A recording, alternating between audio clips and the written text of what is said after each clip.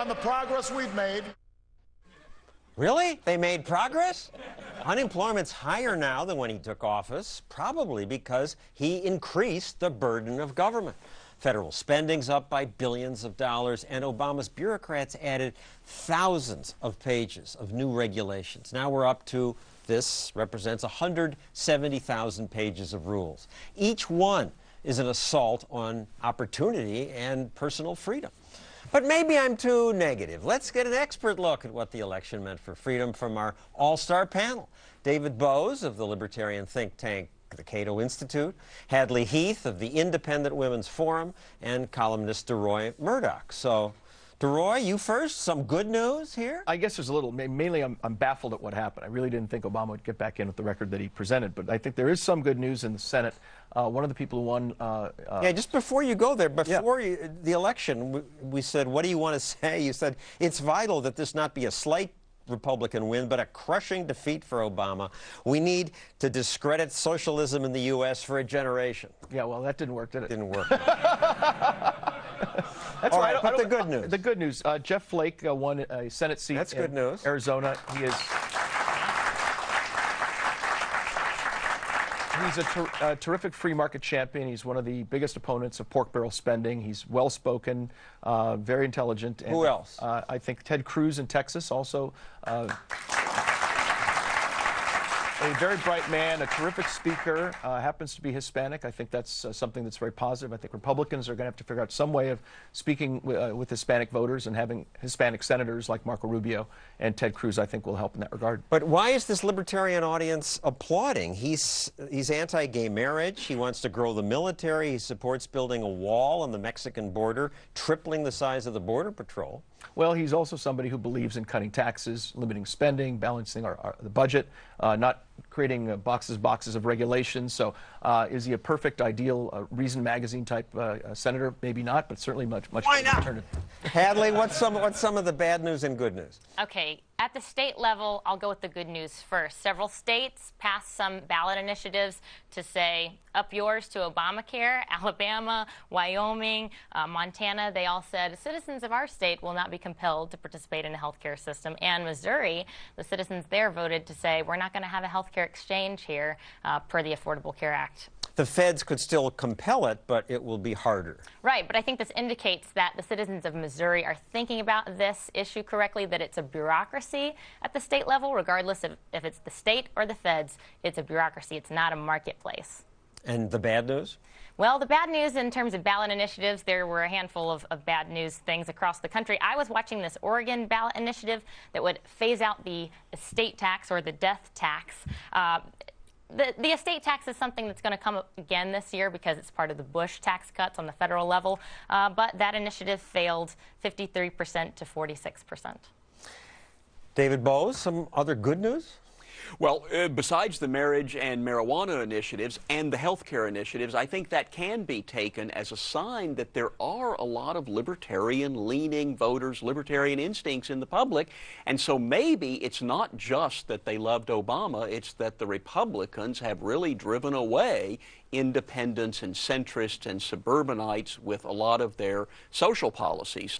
And in the House of Representatives, there's some interesting people in the House of Representatives, several people who kind of come out of the Ron Paul movement. Thomas Massie in my home state and Rand Paul's state of Kentucky. There's another guy who he won 62% to 35%. Well, that's right. That's a very Republican district. His big challenge was winning the primary, which he did. Justin Amash won his first re-election up in Michigan. That was good. That also won big. That's right, and he was thought to be threatened.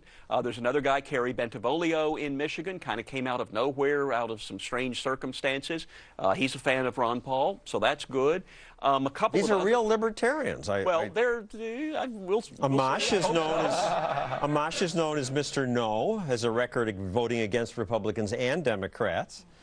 Massie opposed the Patriot Act, warrantless wiretapping, the drug war, military. I look forward to working with these people, and I think there are some other examples. Young Americans for Liberty, I believe, endorsed Ted Yoho in Florida, who's new, and also a lot of the Rand Paul, and he won, and a lot of the Rand Paul people in Kentucky, like Andy Barr, who won an upset race in Lexington, Kentucky for Congress. So there are a few people there, and that'll be good.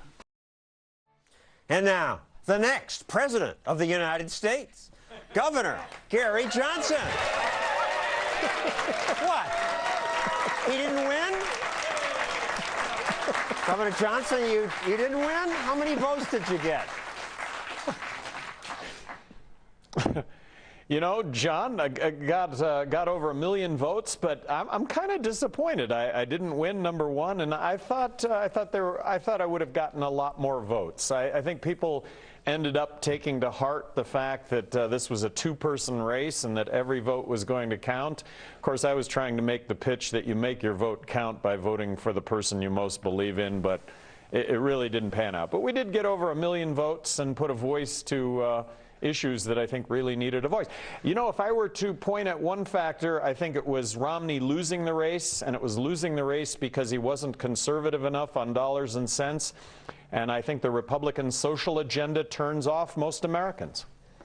Well, you did get 1% of the vote, which is pretty good, and a higher vote total than any Libertarian has before. But it does seem to be a two-party country. People think Republican or Democrat, and it's going to take some work to open brains. Well, I think so. And then you talked in your earlier segment about initiatives that did pass, marriage equality, legalizing or regulating marijuana like alcohol in Colorado. I think that is going to change worldwide drug policy. Wow. Like I say, Coloradans get it, and they did it, and I applaud Colorado. So you join us now from New Mexico. You've gone back to your home state. You're going to lick your wounds and go back to private life? Well, by lick wounds, fitness is a big part of my life, so I hope to regain some ultra fitness here in the next month. And not that I'm not a fit guy right now, but I'm looking forward to that, and looking forward to continuing to be a spokesperson. I think the last thing anybody wants to think about or even contemplate is the next election cycle. I mean, I join everybody in putting my finger up my throat. I mean, we're sick of this. It's done with. Let's move forward.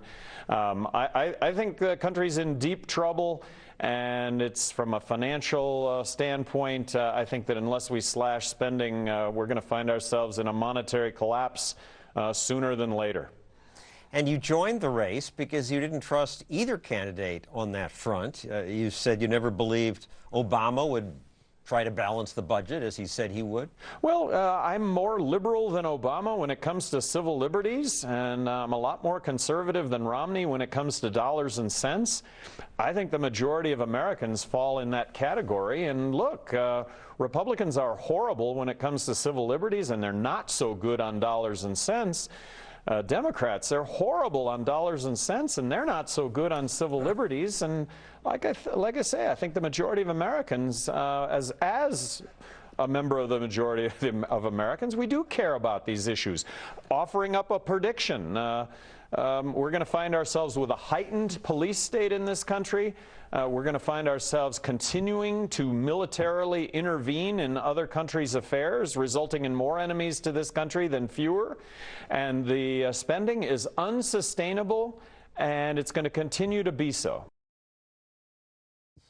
Yeah, we've all heard the old adage, he who robs Peter to pay Paul can always count on Paul's support.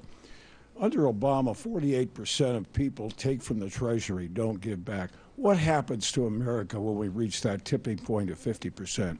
Well, I think we know now that no presidential candidate wants to answer that question. But it is an issue. It's more complicated than simply saying 48%. Some of the 48% are people on Social Security and Medicare, and at least in their own minds, they paid for that. They're getting back what they paid. They don't know they're getting back triple what they may, but in their own minds, they're not freeloaders. They are, in fact, getting something they paid. But it absolutely is a problem if you get more and more people in a democracy thinking that a tax increase doesn't cost them any money and they can benefit from it. And we clearly have not found a solution to that problem. We need to do a better job with fiscal and economic education, but we've been working on that. There are a lot of experiments going on now with video and new media to convey messages like that. but it's complicated. Yeah, I mean, the solution is rationality. Well, okay, then we're doomed.